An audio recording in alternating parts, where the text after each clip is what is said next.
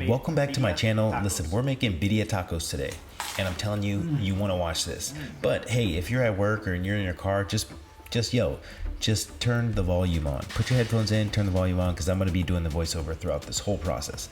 Now, if you haven't subscribed, please hit that subscribe button.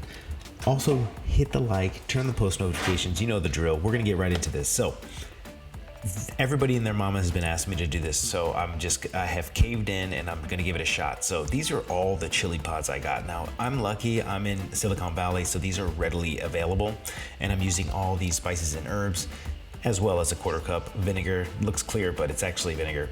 So all the recipe and ingredients and everything will be in the description. That way you can copy and paste. But basically what I'm doing is I'm just gonna go through and get rid of some of these seeds, but not all of them. And I just got a new offset smoker, so I wanted to do everything on the fire. So I got this cool little basket, and I'm gonna toast these peppers real quick. Now listen, you wanna, this is quickly, this is literally seconds, but I'm telling you, I'm so glad I did this. They came out so much better than if I were to do them in a pan.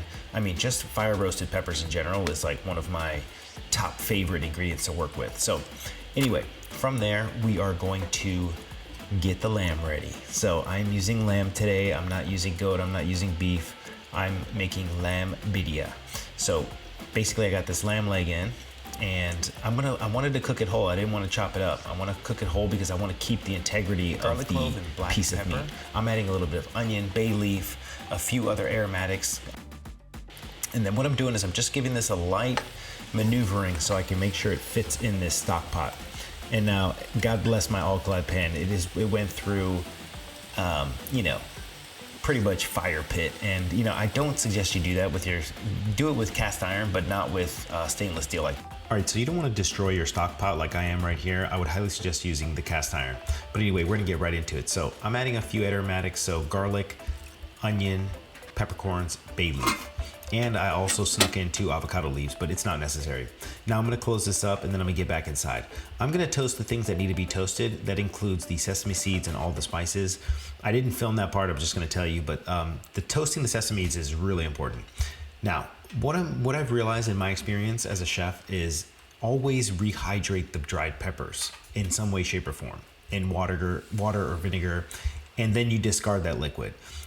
I've just worked with a lot of dried chili peppers over the years, and I'm telling you, this is the best way to do it, to use them. You just get a cleaner flavor, all right? Trust me on this. So anyway, I'm hydrating these chilies and then covering it, let it sit for 20 minutes until they soften up.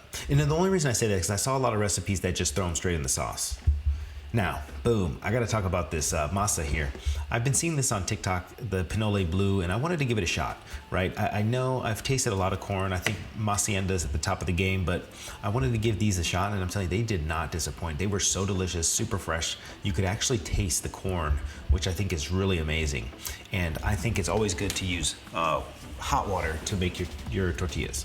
So from there, listen, I'll mix it with a little bit of water. I'm actually gonna add a little bit of fat to the MASA mix. I always do. You can use lard, but any neutral oil would work. And from here, we're just gonna let this rest for at least a half an hour before you make the tortillas. But hey, I'm gonna tell you right now, I was actually very excited and happy to use this mix. It was very good. The corn was ground up perfectly, right? It wasn't too thick. And let me tell you something, we're gonna get into this tortilla press. This was actually gifted to me when I worked in Las Vegas. My expediter at the time, God bless his heart, Luis, he would import Mexican things from Mexico and sell them in Las Vegas, and he actually got this for me. So special gift, thank you, sir. I'm making these tortillas. Hey, there's nothing like making your own tortillas. I'm telling you, if you have the opportunity, just do it. It's literally 2 ingredients, and you can get a tortilla press off of Amazon, very cheap. Look at this, they are ideal. And remember, when making tortillas, if you start with a circle, you will end up with a circle. All right, so boom, I'm just tightening up my knife real quick, and we're gonna get into cutting the salsa. Well, not really a salsa, but just the garnish. So the onions and cilantro, and this is gonna go inside the taco. I prefer this, it's optional, but do you.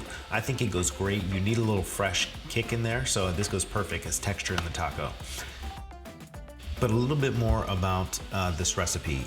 There's so many different iterations of this. I really wanted to respect the origin, so I did some deep research on this, okay? And this is gonna be my interpretation. This is actually the first time I've ever making it. but I did have it in Las Vegas. So I feel comfortable about what it's supposed to taste like. And believe it or not, I didn't learn this from,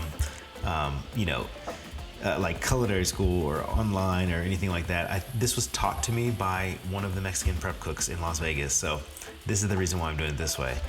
Check this out, fire roasted tomatoes, these are optional, all right? But I think they really add umami to the broth, so I'm gonna use it. Now, everything goes in the blender, chili peppers, and then instead of using the water that I hydrated with, you wanna discard that. I'm actually using the stock, but it's fresh stock, right? So next we are gonna add all of these things to the blender. Listed down below in the description, don't worry, I'll leave full details, but I think all of these ingredients are imperative. And you really have to respect the origin and also make sure you do your research, but I did a lot of digging and I felt like these were the best options, and there's a reason behind all of them. I'll give my 2 cents down in the description. But anyway, if you made it this far, thank you so much. That was vinegar, by the way, not water. Hit that subscribe button. I love doing videos like this. YouTube is probably my favorite platform because I'm able to explain and talk, but make sure, hit me up in the comments. Tell me what you think. Anyway, moving on, back into the video. So I blended this up. I'm telling you, it was like liquid lava, but it tasted so good. It was very, very savory, I should say. Now, from here, this lamb has been cooking. It's completely cooked, but I want to make sure that I don't overcook it and then all the meat just starts falling off. So, I mean, it was pretty much tender as could be. You know it's tender when you have zero resistance when you're going to pull the meat off. But for me, I wanted to leave it just a little bit, not undercooked. I mean, it's fully cooked, but not completely fall off the bone. So that way, there's still a little bit flavor left in the meat. I know that sounds weird, but I'll go into another video of that later if you're interested. But actually, this was really easy. This is like the best part. I mean, this meat was so hot and ready to go. The broth was very flavorful, and I think that's partly because of the bone. But yeah, look how nice and soft this meat is. Wonderful. And then all I did was from there I just pulled out, I just needed just a little bit just to make the video, so I didn't want to waste it all. But what I'm going to do is strain both. So I'm straining the stock, and then I'm also going to strain the pepper puree. Now you don't have to, it's completely optional. I just wanted to clear, like when I dip the taco in the broth, it's completely clear, right? I didn't want any sediment in there. So that's why I am passing it through a chinois. All right, but honestly, I wouldn't even mind, like if it wasn't for the video, I probably would have put all of that in there, right? You want all that goodness. But for the video, I went ahead and strained it, but it's completely optional. But yeah, if you don't have a chinois, you need to invest in one. They're really good. All right, so here I put the sauce aside, and what I'm doing is I'm just mixing it in the liquid, and I'm gonna cook this just for about like, I just wanna simmer it for about 8 to 10 minutes just to make sure that that sauce is beautifully coated. All right, here's the rest of the jus that I had left. And I'll tell you what, man, this liquid is gold. And I'm using it throughout the week. I'm probably gonna make like huevos rancheros or something like that. I don't know, video will come soon, we'll see. Because I still have all the leftover mise en place. And I think it's great, I love Mexican food, but boom, here we go. With the tortilla, now I par-cooked these tortillas. They are not raw, so I just par-cooked them ever so gently. And then I dipped, and now I am going to sear on the plancha or the comal, whatever you want to call it. And I have to admit, these tacos the MASA was actually really good. I'm using Oaxaca cheese here, and we're gonna add it, and we're gonna build this thing. And it was super easy to make, I'm not gonna lie. I really enjoyed making this.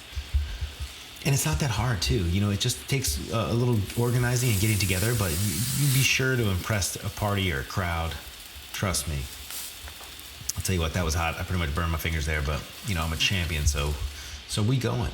All right, next, I want to take the taco off, and now I'm going to season the broth. So it only really needed a little bit of lime, a little bit of salt, and then boom, look at this cheese pool right here. Money.